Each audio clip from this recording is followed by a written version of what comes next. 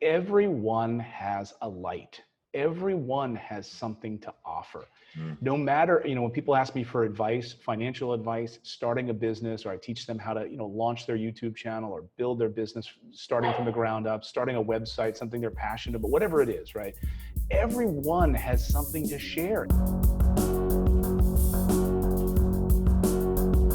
Hey everyone, Garrett Gunderson here, and today I have the pleasure of interviewing Clayton Morris, which here's the thing. If you know me, been following me at all, this isn't something that I do very often. Usually I've got my own team of money nerds, or it's just me that's showing up.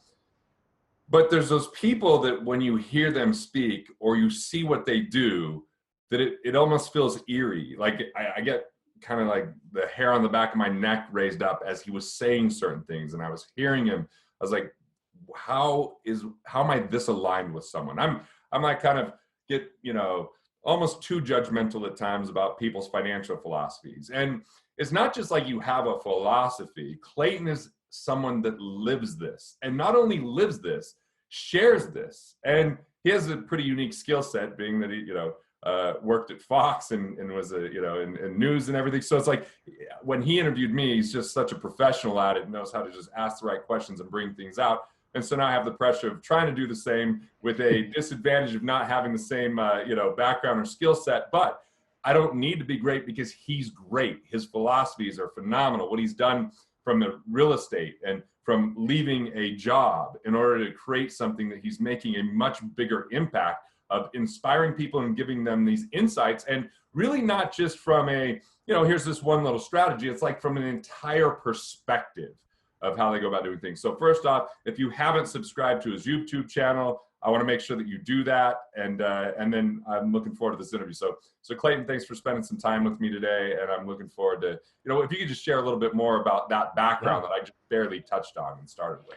Well, thank you. You're so kind for your intro. I really appreciate that. And I felt the same way when I had a chance to connect with you. And when I started, following your content a number of months ago and diving deeper, I thought, how have I not known about him in a deeper way? And I felt this like great connection where I would listen to your content while I was taking walks. I'd put on YouTube and listen to your content. I said, yes, yes, yes.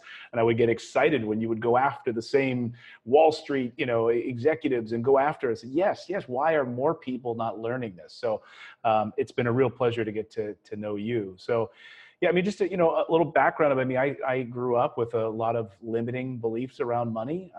Used to hear, we're not the Rockefellers. Money doesn't grow on trees. We can't afford that. And so I grew up with those limiting beliefs. But at a young age, I knew I wanted to work in the world of broadcasting and television. I love the medium of connecting and communicating a story.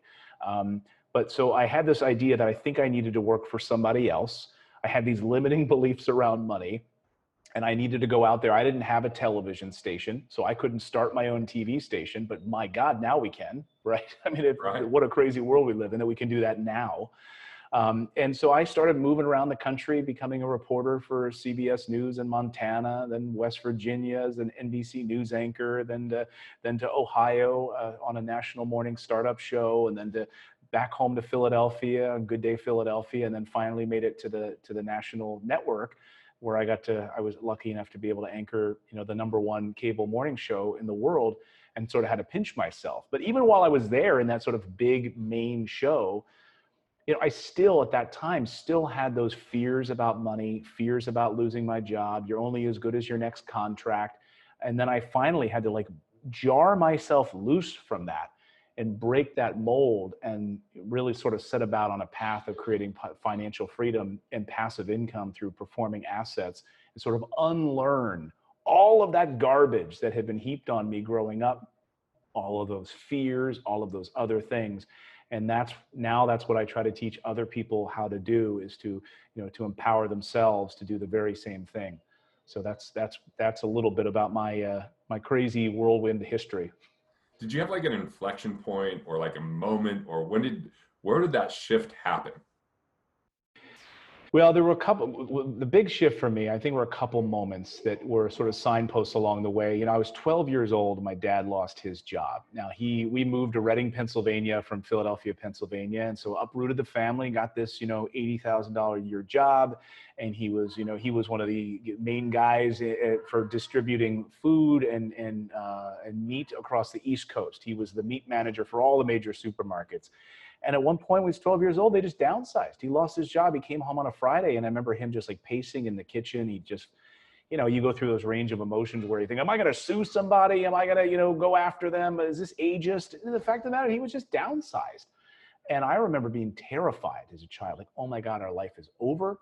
He lost his job. What do people do when they don't have a job? They're homeless. They lose their friends. So that was my first moment. And then when I was in Philadelphia, before I went to the national news, I was there. They brought me in to anchor this morning show. It was Good Day Philadelphia, Fox 29.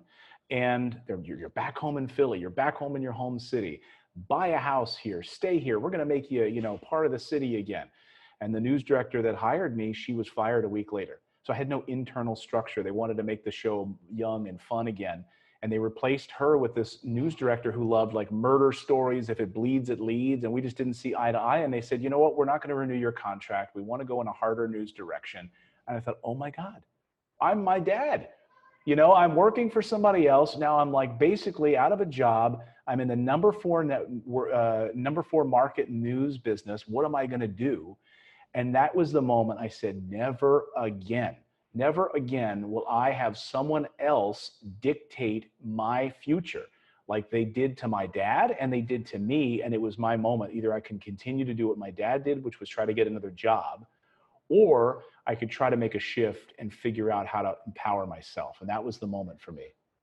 And so when you had that moment, what were some of the steps that you took? Like, how did you start building what I would call economic independence? How did you start creating that kind of recurring revenue or that cash flow that came in, even if you weren't working that day? Well, like you, I just started educating myself. I started pouring through books. I started pouring through, Rich Dad, Poor Dad, all, any kind of big financial books that I could get my hands on. I started diving deep into all of these things to figure out what would make a difference. What would separate me from these 9-to-5ers, the rat race people? What was different about buying performing assets? Started educating myself around the tax code. I started reading, understanding deeply, and this is where I think you and I have a deep connection here, is around the tax code and understanding that, like, look, wealthy people understand that the tax code is not written as an enemy. It's written as a series of incentives for you to partner with the government. And it's meant to be a way, the first 8 or 9 pages of the tax code are, where you're sending the government money. Yeah. Here's why you have to pay. Yeah. Right. And the rest of that thing is like a phone book, and it's for you to partner with them, create solar energy, build real estate, build houses, agriculture, and governments around the world echo these same things. So you can go to Europe, you can go to wherever, and you're going to find similarities in the tax code, because entrepreneurship is the fiber that drives the economy. And I started to learn, well, how could I do that? And to me, because I'm not terribly bright, nowhere near to your level of financial genius, it was real estate. I understood this tangible asset. I lived in a house. I knew what a toilet was. I knew what a kitchen was. I knew that people would want to live in a house and not live under an overpass. And so that just made sense to me. So this tangible real estate was the thing that changed everything for me. And I started going in that direction like a dog with a bone. But you studied that, and you really kind of immersed yourself in there. What kind of real estate did you start with? And did you make a few mistakes along the way? What are you doing now? Yeah, I think you and I both went through the school of hard knocks on things. Yeah. Even before I lost my job in Philadelphia, I had this idea that real estate was going to be the thing. I was fascinated by it. And so I bought this condo next to me in Orlando, Florida, and I fixed it up myself and I flipped it. I didn't know the power of buy and hold, but at least the seed was planted at that point that finding off-market deals was the answer. I didn't call up a realtor. I found like a diamond in the rough that I had to fix up and do all the work myself to get it up to speed, and then sold it for a nice profit. So I just started to see those pieces early on. But it wasn't until I was firmly at the network in New York City and I had the chance to fly to New Zealand for a short little vacation. My wife, we were going to fly to San Francisco first to be with her family. And my friend, who's one of the great photographers of the world, invited me to his house in New Zealand to shoot photos. And I said, great, I'm going to go. My wife said, just go. And it was like 5 days. I'm on this flight, and it was like a 16-hour flight from San Francisco. And on descent, like the last hour of the flight, I got to talking to this couple who were in their 50s. And they asked me how long was I going to be in New Zealand? And I said, oh, I'm going to be there for 5 days. They said, 5 days? That's a long travel for 5 days. And I said, I know. I don't have to get back to work, my job. And I said, well, what about you guys? How long are you going to be in New Zealand? They said, oh, we're going to be here for 2 months. And I said, well, they're not retired. Like, what do they do that they can go to New Zealand for 2 months? And he said, oh, I'm a real estate investor. And so my passive income from real estate would provide me the passive income from my rentals while I'm here. I'm making money. And I just started picking his brain. I just, got my pen out. I was taking notes. I found out where he buys houses in America. I find out what his ROI that he looks for. What does he like about single families and duplexes? Why does that work for him? And I literally just took his blueprint and I dove deeper, and then I ran with it. And that's all I do today. That was the moment that changed my life on that plane flight. Well, I think that the big lesson here that I hope everybody grasps or gets from this is you started asking questions. You started to immerse and take notes. And I imagine he's enjoying telling you this. Like, I just find that people enjoy sharing those stories. And I think that some of the world figures, if someone's got something, they're going to hold it close. They're going to hold tight to it because of scarcity.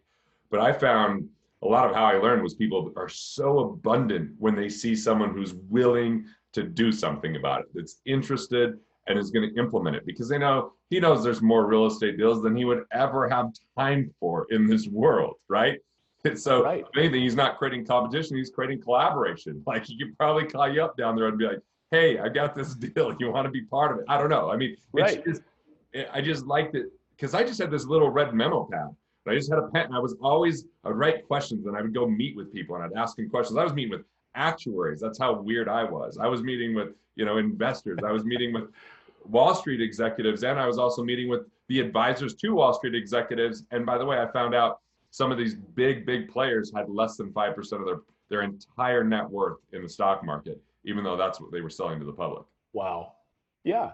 I mean, just asking questions. I think people are afraid to ask questions because they think that it will make them look weak.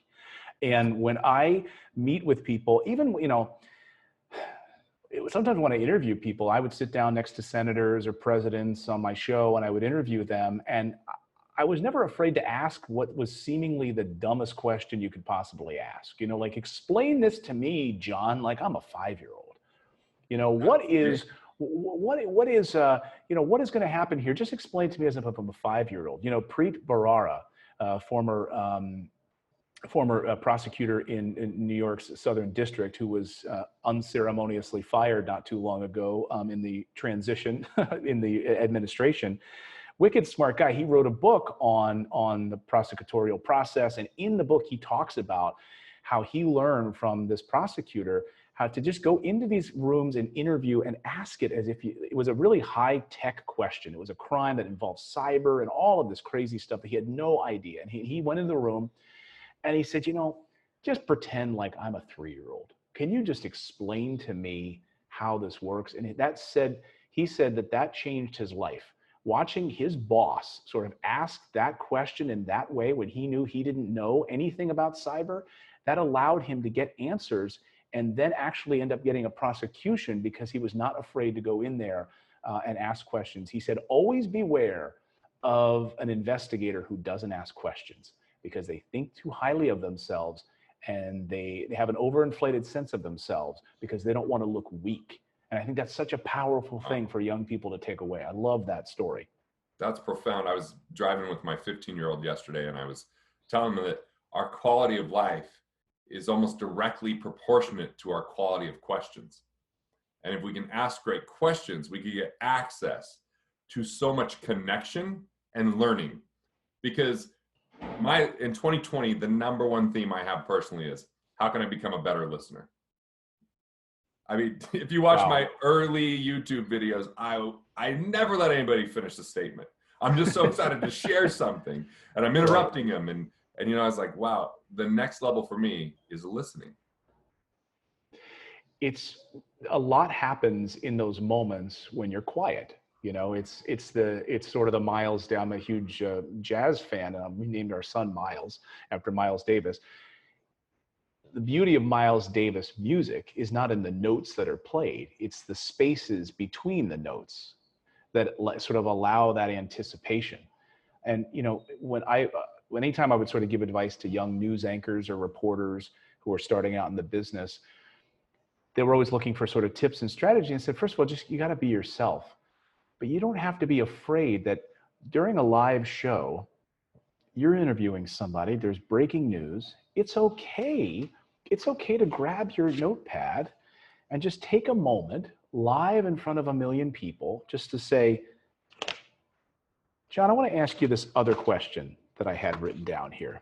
And I wasn't going to, but just to be real about it and to take that moment. For a lot of people, they think, oh my God, that's dead air. You can't take that little pause. It's going to make you seem weak. But you know what? To glance down, to get your bearings for a moment and to take a breath helps you reset and maybe ask an even better question. So I think there's a lot of power in silence and listening. So I love that. I love that that's something you're focused on this year. I think we could all do better at that. I could do way better at that. I'm sure my wife would say that as well. What's amazing is I was telling, I have a comedy agent, his name's Barry Katz, and I was telling him I was working on my listening. He goes, you're a great listener with me. I'm like, yeah, but you have so much insight around a topic that I'm still fairly novice. When I get into the money world, sometimes I'm that person that like, oh, let me tell you this thing, Clayton, but you know, it's like, I'm not giving the space for us to truly connect. And I'm also a pretty good listener with my wife because she just grabs my knee every time I am talking too much, like softly. And especially when we're at dinner with other people and I'm like, okay, I get it. It's time to listen.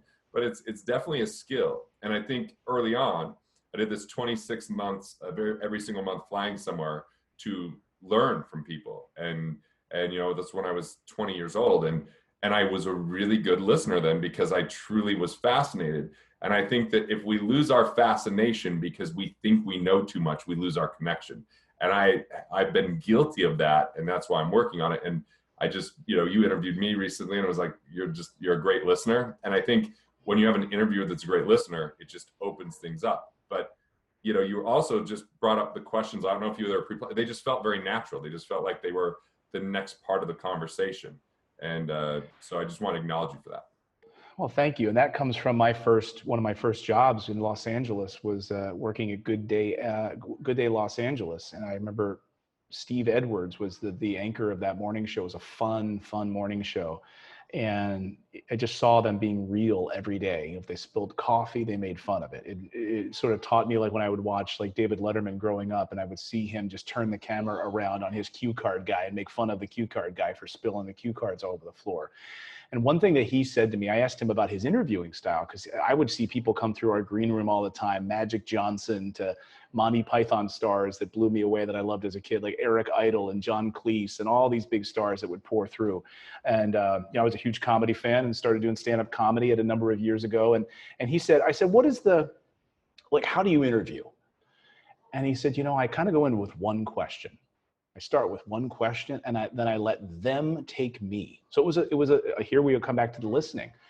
If that first question kind of gets you in the door and then you're letting your guest drive you. And I remember that was so profound because like, really, I don't have to have a list of like 30 questions. I can just let that person, I can literally just respond to what that person asked.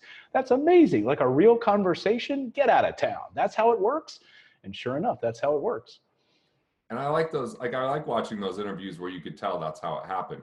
Sometimes when interviews feel very canned and rehearsed, like I've had people that when they interview me, tell me the exact questions they're going to ask and they want me to kind of practice them with them so that when they actually ask me in the interview, I feel like I've already answered it. And it's like, I stopped really short from where I could have been. But I think that I have a really good friend, his name's Glenn Morshower, and he's one of the busiest character actors in the world. If you ever watched 24, he was Agent Pierce. He's in every Transformers movie, I think. He's like, yeah.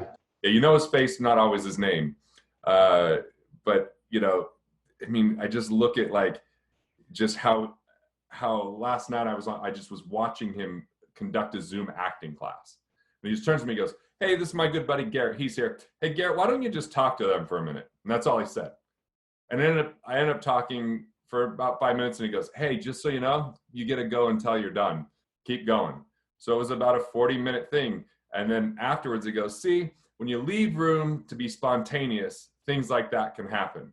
Because it was like a really enjoyable, connected thing. And I loved it when he was taking notes and he's texting people. He said, "Hey, I'm just going to pause here for a minute. I'm telling people they need to hear this. So I'm with you, brother." And it's like, and he's also just one of those guys. He said something last night that was so profound. He goes, "I feel like the people who are best on camera are the truest in life. If you can be true in life, the camera's going to love you." And that's part of this, interview. You said you had that real moment with the pad and asking the question and letting people in so they can connect with you. So Anyway, yeah. And you do stand up? Okay, sorry, you got to tell me about that.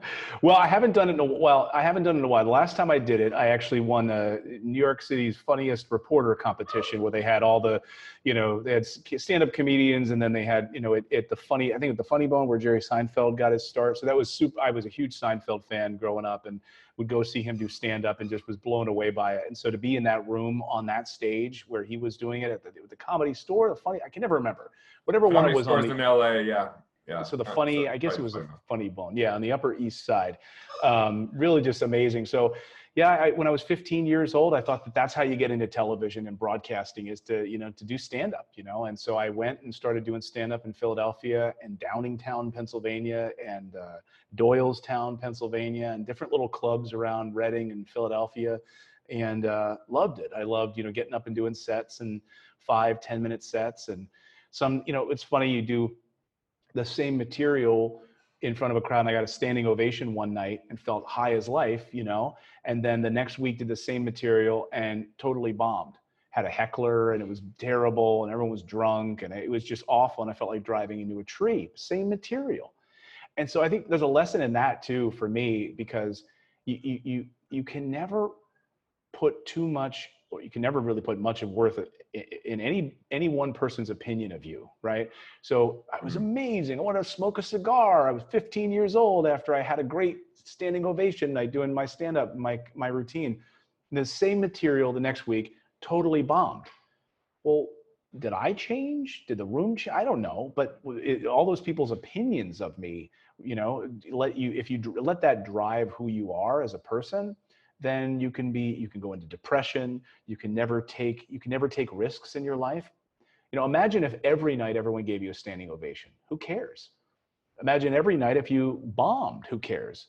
It's what you do with those moments, I think. So that was a real lesson for me early on. But I love comedy. I'll sit up here late at night, and my wife's like, "Come to bed," and I'll just be watching old Letterman stuff with Don Rickles. I'll be watching Norm Macdonald clips nonstop, and she'll be like, "Can you come to bed, please?" So I love stand-up. It's such an art. It really is. And look, who would have known I'd ask you a stand-up question, and then you come out with this profound lesson of don't put too much weight in any one opinion. I mean, I remember early on in my financial life, there was this guy that I really felt like I connected with, and I thought I was going to become a client, and he didn't. And I remember like the day before feeling like, I'm going to change the world. I'm so good at this. And then after he just went dark, he just stopped talking to me. And I was like, what's wrong with me? Well, I connected with him a year later. He's like, "Hey man, I was just starting a divorce. It just wasn't the right time." And then I was like, I didn't even ask him a question to discover if that was going on, because I was so in my own BS agenda of being great that I didn't help uncover or understand what he was going through. So yeah, I wouldn't have been a great advisor. And it was also had almost nothing to do with me, because it was what's going on in his life. But that's where listening would have given it to me. And sometimes, if people have opinions of us, they're more about their reflections or their own judgments than who we are, right? Oh, it's always that way. And I feel like if you have empathy for somebody else, and I have empathy for those people, and it's very hard to do. But when, doing a show or something like that, and you have an internet troll that pops up from time to time, people say, "Oh, Clayton, don't let that internet troll bother you." I'm like, look, I was on Fox News in front of millions of people. I would get so many people ripping me apart. I would get so many people praising me, and not one of them mattered. not one of those opinions actually is true. The only opinion that matters is, me, well, what I think of myself and maybe my immediate family. But very often the people that will literally take the time on the internet to write a negative comment about another human being, like, I feel sorry. I have empathy for that person because there is something wrong in their soul, in their family life. There's something there. They're thinking like, here's the low hanging fruit. I'm going to write a negative comment about Garrett. I'm going to write a negative comment about Clayton because they're low hanging fruit. They're not a real human being. So I think it's important to have empathy for those people. It really is. And not to get so defensive about it, because it's a reflection on them more than anything else, truly. So it's so profound. I hope it sinks in for people. I remember writing Killing Sacred Cows, and the first negative review that came from was from like the St. Petersburg Times. And my co-author wrote them to rebuttal the review and stuff. He was so fired up. And I remember I was pretty charged up. And I remember my first 1-star review on Amazon. I was like super. And then I launched this YouTube channel recently, and it's I got to tell you, it's amazing. It's like 95% positive comments, well, maybe like 90%, 5% spam, and then only 5%, whatever, negative comments. But I'm in a place that when someone gives a negative comment, sometimes I'm like, I'll just respond like a smartass and be like, yeah, someone should kick that guy's ass. Speaking of myself, right? Or I actually just come back from love as like, well, I'm just wondering why you feel that way. And, I'm open, like, I just come from a different place, which isn't about being defensive, because I recognize that everyone's got their own struggle. Everyone's got their own situation. And a lot of people just don't feel heard. And the internet gave a voice to some of the voiceless, and that voice didn't always turn out to be great, but sometimes because no one just said, hey, what can I do for you? There's been my most profound one that's on YouTube is actually getting someone to engage with me positive that started really negative, and go and like actually get insight from them, because I'm not being defensive about what they said either. So it doesn't happen every day, but I'd say it happens more than I ever thought it would. And I always think that it's cool that when I came home to younger kids, which I know you have, that they didn't really care anything that happened in the day. They were just excited to see me, Right. Or a puppy, or, and you hear the barking. The dog and the still kids is the dog's the only one left that does that, but yeah. Right, exactly. Oh, you did this today, or you had this really bad experience. I don't care. I'm still going to jump all over you and kiss you and hug you and bark and so it's a great feeling to have. Absolutely. I ask a stand-up comedy question you give. I think that was just a profound insight that hopefully people understood. Like, because what I'm taking from this, there's really like some major keys here. Like, one, you began talking about you were beholden to these jobs and careers that you didn't have control over a lot of the variables. So regardless of how you show up, you could end up being a casualty, and relating that back to your dad's situation. So you start educating yourself and immersing yourself and taking action on that to create enough cash flow to have freedom to choose what you want to do. And then it works. So you share it with other people because you have this gift of how you can articulate and reach people because of what you had in your career before. So I like that you cross that. Then you go into this conversation about not being so worried about other people's opinions and what they think. And then what asking the right questions did to unveil an opportunity for you and a path that many people may have thought required a degree or required, years of effort and mistakes. And so I just like the formula that you've shared here today. I really think it's profound and elegant. Well, thank you so much. It's very kind of you to say. And I think, when you don't see sometimes these pieces of your life that end up becoming this weird sort of tapestry, and it all comes together at some point. We all have our bruises. My gosh, I've had my bruises. I've had my failures. I've had people that burned me like crazy. I've had people that burned me like crazy. I've had great friends. I've had, make great mistakes in business, and you've grown from it, and it forms this crazy sort of tapestry of life. You get a new quarantine puppy that barks while you're doing a live interview. That's part of the tapestry of this crazy life. That's what we have in this life, right? And you can't control it, and you could get so upset about it. The puppy's excited. What are you going to do? Exactly. He loves your show so much. He's like, thank gosh, finally on Garrett's show. I'm just going to run around and bark like crazy. Good thing he waited till the end, right? Yeah, that's great. So look, obviously, if you haven't subscribed to Clayton's YouTube channel, what are you waiting for? I mean, I think I love the way that you teach. I love the way that you live. And I really, thank you for your time today. anything you'd want to leave the viewers or listeners with that we haven't already covered? I just stole that from you, by the way. I like that question. I think one thing I think is so true, and it's becoming more and more true as the days goes on, and I see it from my audience, and people become so dejected right now, you know, is that everyone has a light. Everyone has something to offer.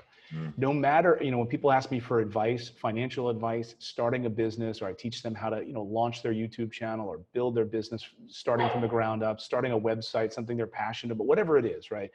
Everyone has something to share. And if any one of your audience members right now is watching saying, no, I don't, I know there's a bunch of things I like. There's some passions that I have. I would like to do this, but I just don't think I could do it. I don't know what it is.